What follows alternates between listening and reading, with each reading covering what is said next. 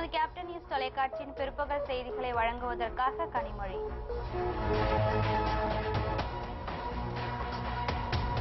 முதலமைச்சர் ஜெயலலிதா மீதான சொத்து குவிப்பு வழக்கில் இருந்து விடுவிக்க கோரும் லெக்ஸ் நிறுவன மனு மீது 18ஆம் தேதி தீர்ப்பு.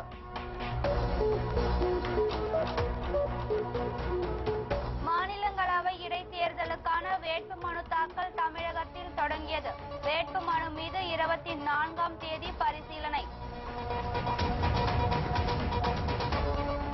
காதலித்து ஏமாற்றியதாக துர்கேஸ்வரி அளித்த புகார் எதிரொலி. திருச்சி மாநகராட்சி அதிமுக துணை மேயர் ஆசிக் மீரான் ராஜினாமா.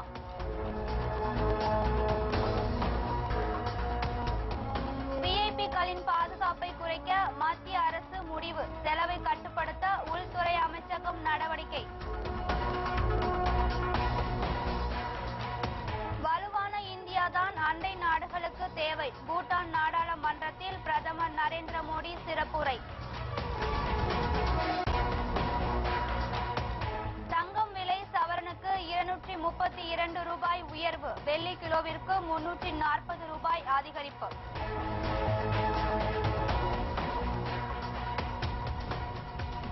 முதலமைச்சர் ஜெயலலிதா மீதான சொத்து குவிப்பு வழக்கில் இருந்து விடுவிக்க கோரும் லெக்ஸ் நிறுவனத்தின் மனு மீது 18ஆம் தேதி தீர்ப்பு வழங்கப்படும் என பெங்களூர் சிறப்பு நீதிமன்றம் தெரிவித்துள்ளது. முதலமைச்சர் ஜெயலலிதா மீதான சொத்து குவிப்பு வழக்கில் லெக்ஸ் ப்ராப்பர்ட்டிஸ் உள்பட 33 சேர்க்கப்பட்டுள்ளன. 33 நிறுவனங்களில் லெக்ஸ் உள்ளிட்ட 5 பேர் வழக்கில் இருந்து விடுவிக்க கோரி மனு தாக்கல் செய்துள்ளனர். இதில் லெக்ஸ் நிறுவனத்தின் மனு மீது 18ஆம் தேதி தீர்ப்பு வழங்கப்பட உள்ளது. மற்ற 4 நிறுவனங்கள் வழக்கில் இந்த வார இறுதியில் தீர்ப்பு வழங்கப்படும் என்று நீதிபதிகள் கூறினர். ஏற்கனவே இதேபோல் லெக்ஸ் நிறுவனம் தொடர்ந்த வழக்கு 2 முறை தள்ளுபடி செய்யப்பட்டுள்ளது. அப்போது 2005ஆம் ஆண்டு முதல் நடைபெற்று வரும் வழக்கில் 9 ஆண்டுகளுக்கு பிறகு விடுவிக்க கோருவது ஏன் என கேள்வி எழுப்பப்பட்டது. இந்நிலையில் வழக்கில் இருந்து விடுவிக்க கோரி மீண்டும் மனு அளித்திருப்பது முதலமைச்சர் ஜெயலலிதா மீதான சொத்து குவிப்பு வழக்கினை இழுத்தடிக்கும் முயற்சியாக உள்ளதாக அரசியல் நோக்கர்கள் கருத்து தெரிவிக்கின்றனர். மாநிலங்களவை இடைத்தேர்தலுக்கான வேட்புமனு தாக்கல் தமிழகத்தில் இன்று தொடங்கியது. தமிழகத்தில் காலியாக உள்ள மாநிலங்களவை இடைத்தேர்தலுக்கான வேட்புமனு தாக்கல் காலை 11 மணிக்கு தொடங்கியது. இதனையடுத்து முதல் வேட்புமனுவை தேர்தல் மன்னன் என்று அழைக்கப்படும் பத்மராஜன் தாக்கல் செய்தார். இதனையடுத்து அதிமுக சார்பாக வேட்பாளராக அறிவிக்கப்பட்ட நவநீத கிருஷ்ணன் மனு தாக்கல் செய்துள்ளார். தேர்தல் நடத்தும் அலுவலர் ஜமாலுதீனிடம் தனது வேட்புமனுவை நவநீத கிருஷ்ணன் அளித்துள்ளார்.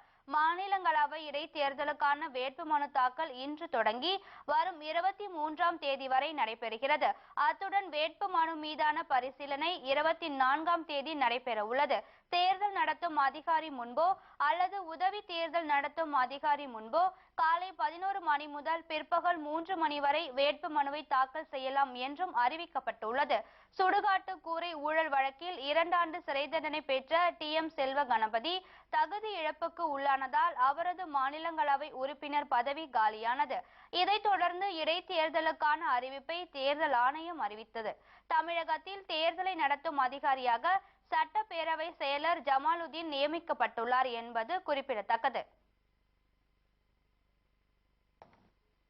காதலித்து ஏமாற்றியதாக துர்கேஸ்வரி அளித்த புகாரை அடுத்து திருச்சி மாநகராட்சி துணை மேயர் ஆசிக் மீரான் தனது பதவியை ராஜினாமா செய்துள்ளார்.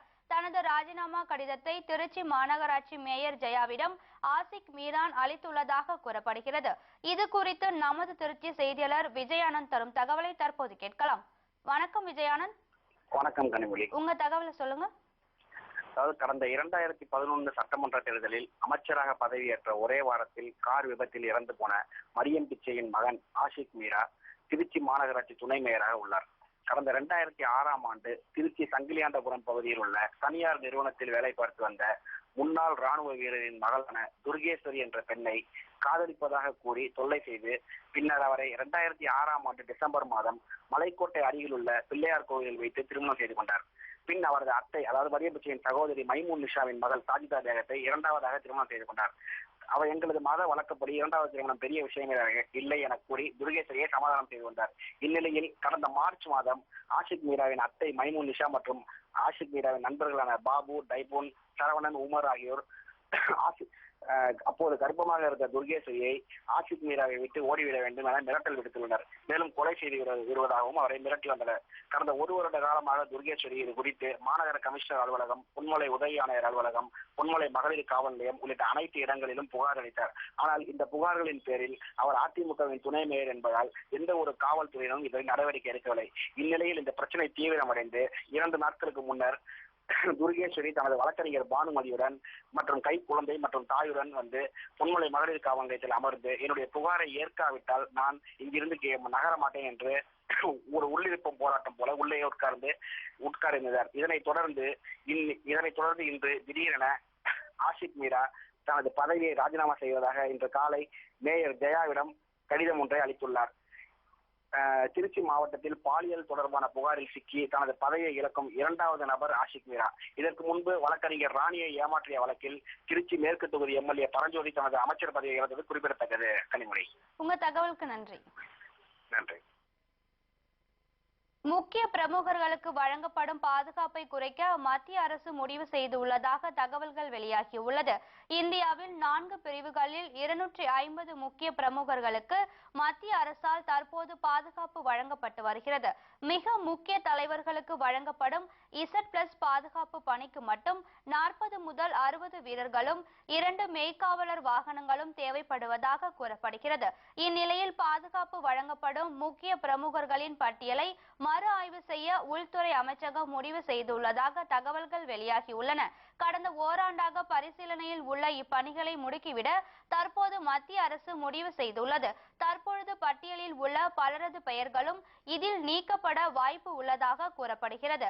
முக்கிய பிரமுகர்களின் பாதுகாப்பு பணியில் இருந்து தேசிய பாதுகாப்பு படை விலக்கப்பட்டு மத்திய தொழில் பாதுகாப்பு படையை முழுவதுமாக ஈடுபடுத்த அரசு திட்டமிட்டு வருவதாகவும் கூறப்படுகிறது. அண்டை நாடுகளுக்கு வலுவான மற்றும் வளமான இந்தியாதான் தற்போதைய தேவை என்று பூட்டான் நாடாளுமன்றத்தின் கூட்டு அவையில் பேசிய பிரதமர் நரேந்திர மோடி வலியுறுத்தினார். 2 நாள் அரசுமுறை பயணமாக பூட்டான் சென்றுள்ள பிரதமர் நரேந்திர மோடி பூட்டான் நாடாளுமன்றத்தின் கூட்டுக்குழு கூட்டத்தில் உரையாற்றினார். அப்போது பேசிய அவர், பூட்டான் பாராளுமன்றத்தின் கூட்டு அவையில் பேச வாய்ப்பு கிடைத்ததை அதிர்ஷ்டமாக நினைப்பதாக தெரிவித்தார். ஜனநாயக மதிப்பீடுகளை நிலைநாட்டுவதில் பூட்டான் அரசு கடுமையாக உழைத்து வருவதாக பாராட்டிய பிரதமர் மோடி, இந்தியா சுதந்திரம் அடைந்த பின்னர் முதன் முறையாக பாரதிய ஜனதா கட்சிக்கு பெரும்பான்மை அளித்த தேசத்திற்கு கடமையாற்றும் வாய்ப்பை அளித்துள்ளது. இதுதான் ஜனநாயகத்தின் மாபெரும் சக்தி என்று மோடி பெருமிதம் தெரிவித்தார். மேலும் பேசிய அவர், ஒரு வலுவான மற்றும் வளமான இந்தியாதான் அண்டை நாடுகளுக்கு தற்போதைய தேவையாக இருப்பதாக சுட்டிக்காட்டிய பிரதமர் மோடி, குறிப்பாக சார்க் நாடுகளுக்கு மிகவும் அவசியமாக உள்ளதாக தெரிவித்தார். இந்த கூட்டு அவைகளின் உரையை முடித்த பின்னர் பூட்டானின் கொலங்கா பகுதியில் நிறுவப்பட உள்ள 600 மெகாவாட் திறன் கொண்ட நீர்மின் திட்டத்திற்கு மோடி அடிக்கல் நாட்ட இருப்பது குறிப்பிடத்தக்கது.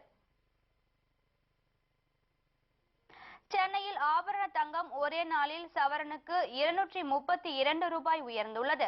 வர்த்தகம் தொடங்கியவுடன் தங்கம் 1 கிராம் 29 ரூபாய் வரை உயர்ந்தது. இதனால் சவரனுக்கு தங்கத்தின் விலை 232 ரூபாய் ஏற்றம் கண்டது. இதனால் சென்னையில் 1 சவரன் ஆபரண தங்கம் 20,984 ரூபாய்க்கு விற்பனையாகிறது. 1 கிராம் தங்கத்தின் விலை 2,623 ரூபாயாக உள்ளது. 24 கேரட் தங்கம் கிராமுக்கு 31 ரூபாய் உயர்ந்து 2,805 ரூபாய்க்கு வர்த்தகமாகிறது. இதனால் 24 கேரட் தங்கம் சவரனுக்கு 22,440 ரூபாய்க்கு வர்த்தகமாகிறது. வெள்ளி கிலோவிற்கு 340 ரூபாய் அதிகரித்து 42,850 ரூபாய்க்கு விற்பனை செய்யப்படுகிறது. சில்லறை விற்பனையில் வெள்ளி கிராமுக்கு 30 காசுகள் உயர்ந்து 45 ரூபாய் 80 காசுக்கு விற்பனையாகிறது. பங்குச்சந்தை வீழ்ச்சி, இறக்குமதி வரி, இந்திய ரூபாய் மதிப்பு சரிவு உள்ளிட்ட பல்வேறு காரணங்களால் தங்கம் விலையில் தற்போது நிலையற்ற தன்மை உள்ளதாக கூறப்படுகிறது.